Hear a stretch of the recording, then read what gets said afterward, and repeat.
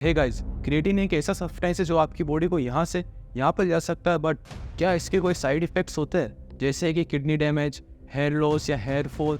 उसके अलावा क्या ये सेफ़ है? अगर कम्प्लीटली सेफ़ है तो इसको कब लेवे, कैसे लेवे, क्या पोस्ट वर्कआउट लेना चाहिए या प्री वर्कआउट लेना चाहिए? इसी वीडियो में आपको सब बताता हूँ। क्रिएटिन, तो सबसे पहले हम बात करते हैं कि आखिर क्रिएटिन वर्क किस तरीके से करता है, उसका फंक्शन क्या होता है आपकी बॉडी में, किस तरीके से वो आपको हेल्प करता है एक्सरसाइज में। तो सिंपली मैं आपको समझाऊँ तो जब भी आप एक्सरसाइज करते हो तो आपके सेल के अंदर माइटोकॉन्ड्रिया होता है जो कि एनर्जी प्रोड्यूस करता है एटीपी के फॉर्म में। एटीपी एडीपी में टूटता है जिसे बोलते हैं एडेनोसिन डाइफॉस्फेट, जिसमें फॉस्फेट के दो ग्रुप होते हैं।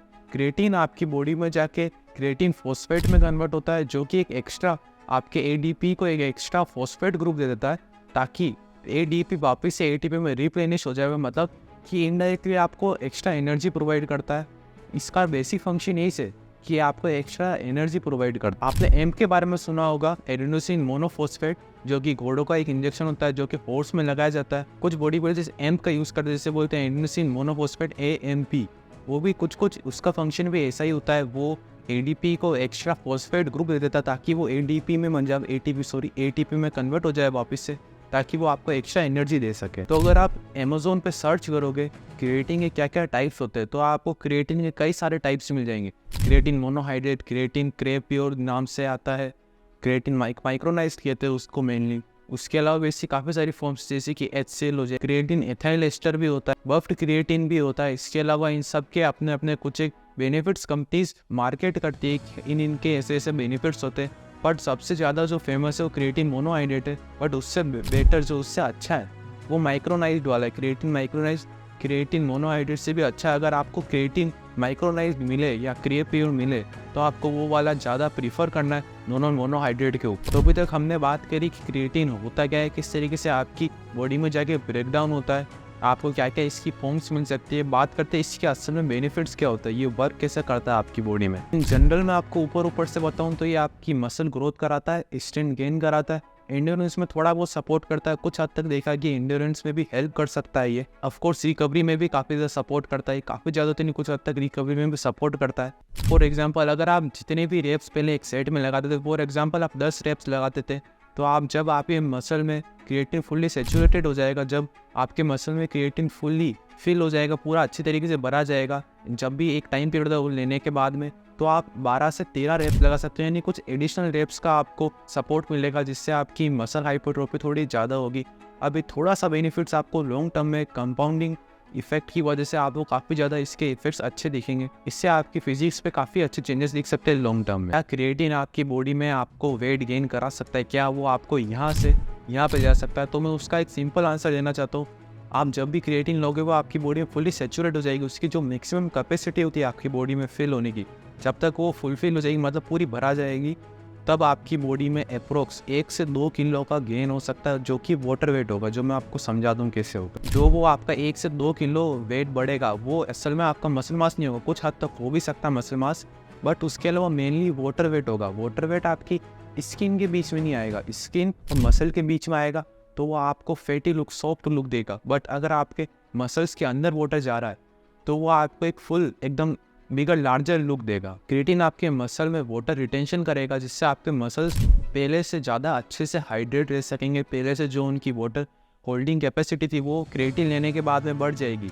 इस वजह से आपकी रिकवरी में भी हेल्प कर सकता है क्रिएटिन, बिकॉज आपके मसल सब पहले से ज़्यादा हाइड्रेटेड है, पहले से ज़्यादा वो वाटर एब्जॉर्ब कर सकते हैं। और वैसे भी मसल मेनली वाटर के बने होते, 70 से 80% कुछ एक उतना परसेंट मसल का वाटर ही होता है। और एक और क्वेश्चन जो आता है कि क्रिएटिन लेते हैं तो हमको कितना पानी पीना चाहिए, तो मैं एडवाइस ये करूँगा जब तक आप क्रिएटिन को फर्स्ट टाइम ले रहे हो, यानी अगर आप लोडिंग कर रहे हो या फिर आप मेंटेनेंस से 5 से 6 ग्राम ले रहे हो, तब आपको थोड़ा सा आपका वाटर इनटेक थोड़ा ज़्यादा रखना है।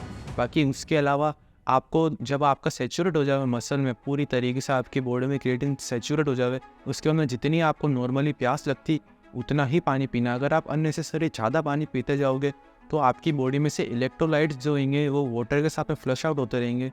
आपको आपकी यूरिन के कलर पे देख के वाटर का इंटेक रखना।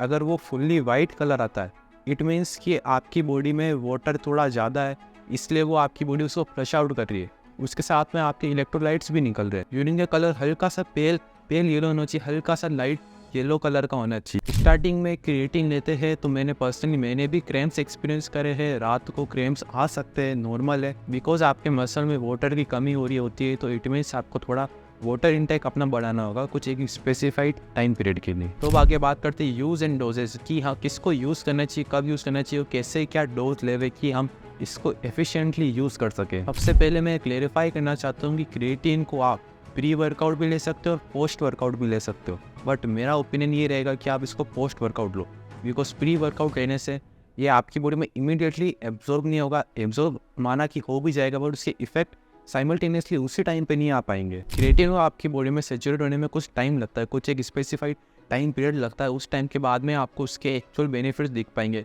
धीरे धीरे आपको इसके इफेक्ट्स देखेंगे। इसलिए मैं आपको ये सजेस्ट करूंगा कि पोस्ट वर्कआउट लो, उसकी एब्जॉर्ब होने की कैपेसिटी बढ़ जाएगी, क्योंकि पोस्ट वर्कआउट आपकी मेटाबॉलिज्म थोड़ा हाई रहता है, तो आपकी बॉडी अच्छे से क्रिएटिन को मेटाबोलाइज कर पाएगी। तो बात करते हैं कि आपको क्रिएटिन को लोड करना चाहिए या मेंटेनेंस फेज पे 3 से 5 ग्राम एक मंथ तक लेना चाहिए। सबसे पहले मैं एक्सप्लेन करता हूँ लोडिंग होती क्या है। लोडिंग में आप एक वीक तक आप 25 से या लाइट गई हट यार।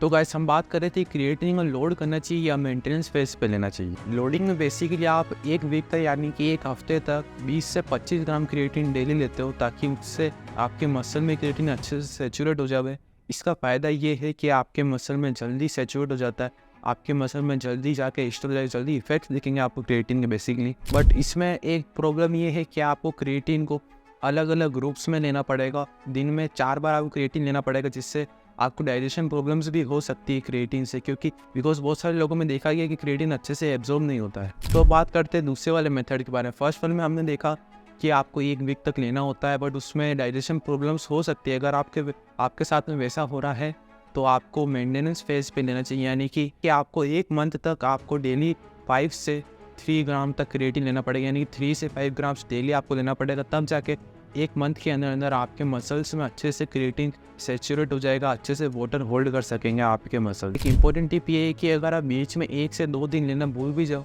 तो उससे आपके गेन्स खराब नहीं होंगे। जो भी आपने अभी तक स्टोर करा है क्रिएटिन वो सब एकदम से जीरो नहीं हो जाएगा, इसलिए आपको डरने की जरूरत नहीं अगर आप गलती से बीच में भूल जाओ तो। मैंने आपको दोनों तरीके बता दिए क्रिएटिन को आप किस तरीके से यूज़ कर सकते हो, बट मेरा जो तरीका क्रिएटिन लेने का वो थोड़ा सा डिफरेंट है। मैं आपको अभी बताता हूँ क्यों और कैसे। मैं एडवाइस ये करूँगा कि आप क्रिएटिन को एक मंथ तक 5 से 3 ग्राम डेली लो। फिर उसके बाद में सपोज़ आपका वेट पहले था 50 kg और अगर आपने कंटिन्यूसली क्रिएटिन लिया और आपका वेट हो गया है 52 kg, यानी कि 2 किलो का आपने एक्स्ट्रा वेट गेन करा है, जो कि वाटर वेट होगा मोस्टली। तो आपको करना ये है कि आपको 2 दिन के ब्रेक में क्रिएटिन लेना है, यानी कि आपको 2 दिन छोड़ के 1 दिन 5 ग्राम क्रिएटिन लेना है। आपको फिर अपना वेट को ट्रैक करना है। अगर आपका वेट ड्रॉप हो रहा है इसका मतलब आपको क्रिएटिन 1 दिन छोड़ के 1 दिन लेना है। अब इससे फ़ायदा क्या होगा मैं आपको भी आगे बताता हूँ। अगर आपको ये पार्ट समझ नहीं आया तो इसको वापस देख लो, ये पार्ट बहुत इंपॉर्टेंट है, बहुत ज़रूरी है।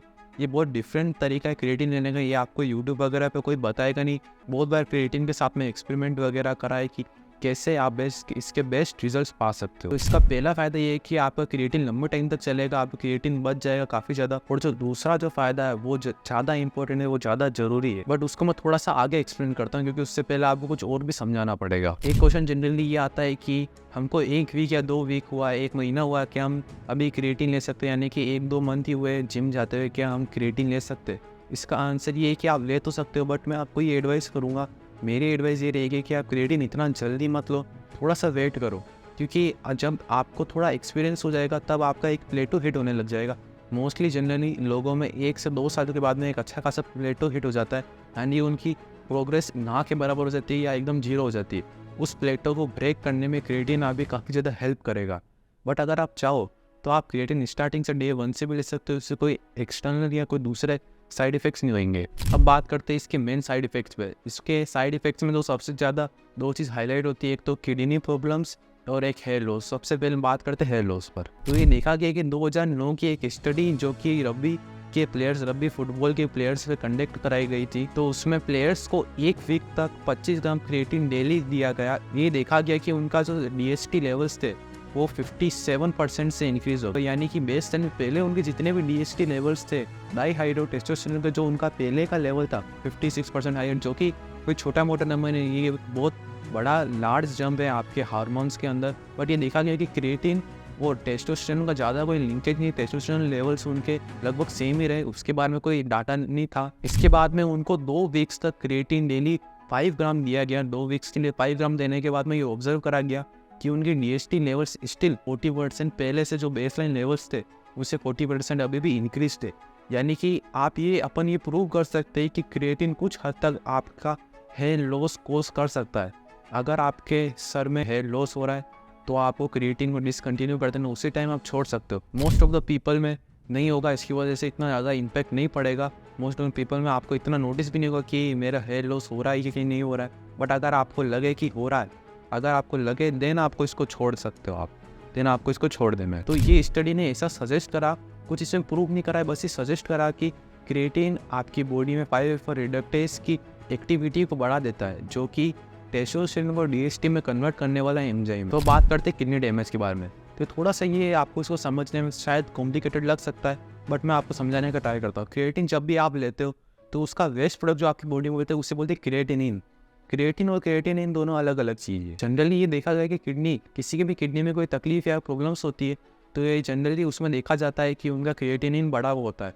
तो लोग इस चीज़ को लिंक कर देते हैं कि क्रिएटिन लेने की वजह से क्रिएटिन बढ़ रहा है, मतलब कि वो किडनी डैमेज कर रहा है। बट ऐसा कोई प्रूव नहीं हो कि क्रिएटिन किडनी डैमेज कर सकता है। आपकी क्रिएटिनिन लेवल क्रिएटिन की वजह से बढ़ रहे हैं, ना कि आपकी किडनी खराब है उस वजह से बढ़ रहे हैं। बट क्रिएटिन थोड़े से आपके ब्लड में क्रिएटिनिन का लेवल थोड़ा सा इंक्रीज कर देता है, जो कि आपके लेटर ऑन किडनी को ही फिल्टर करना, थोड़ा सा उस पर स्ट्रेस जरूर पड़ता है, बट वो आपकी किडनी को कम्प्लीटली ख़राब नहीं कर सकता है। बट ये जनरली एडवाइस करा जाता है कि अगर आपके साथ में पहले से कोई किडनी की कंडीशन है, यानी कि किडनी आपकी पहले से तो उसमें प्रॉब्लम है या कोई मेडिकल हिस्ट्री आपकी किडनी से रिलेटेड, तो आप क्रिएटिन को मत लो, आप अपने डॉक्टर से सलाह लो, उसके बाद में आप क्रिएटिन कंज्यूम कर सकते हो। तो मैं लास्ट पॉइंट पे आता हूँ। मैंने आपको बताया था कि मेरे तरीके से आप क्रिएटिन क्यों लेना चाहिए, उसका आप एक्सप्लेनेशन आप शायद समझ सकते हो कि अगर आप क्रिएटिन एक दिन छोड़ के एक दिन लोगे तो आपकी बॉडी में क्रिएटिनिन का जो प्रोडक्शन होगा, जो आप वेस्ट प्रोडक्ट होगा, वो काफ़ी कम होगा।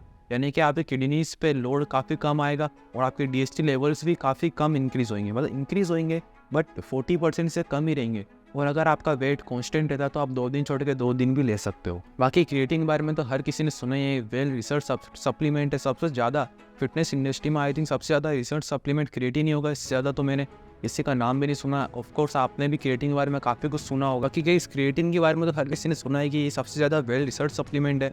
आपने भी इससे ज़्यादा नाम तो किसी सप्लीमेंट का सुना नहीं होगा। इसके अलावा आपने वे प्रोटीन का नाम सुना होगा, और तो कोई सप्लीमेंट होगा नहीं। तो मैंने आपको इस वीडियो में अच्छे से बताया कि आप कैसे ले सकते हो। अगर आप एक हेल्थी इंडिविजुअल हो, आपको कोई भी हेल्थ रिलेटेड प्रॉब्लम्स नहीं है पहले से, तो आप सेफली क्रिएटिन को 3 से 5 ग्राम ले सकते हो, अगर आप हाई डोसेज में नहीं लोगे तो। और जनरली कोई भी क्रिएटिन को मैंने आज तक में देखा कोई 25 या 40 ग्राम क्रिएटिन डेली लेता हो। अगर वो लेता तो आप सही में मूर्ख ही हो, आपसे बड़ा गधा कोई इस दुनिया में नहीं हो सकता है। अगर आपको अच्छा लगे तो मेरे चैनल को सब्सक्राइब कर देना, इंस्टाग्राम पे भी फॉलो कर सकते हो, दोनों जगह सपोर्ट कर देना। Thank you for watching guys, bye.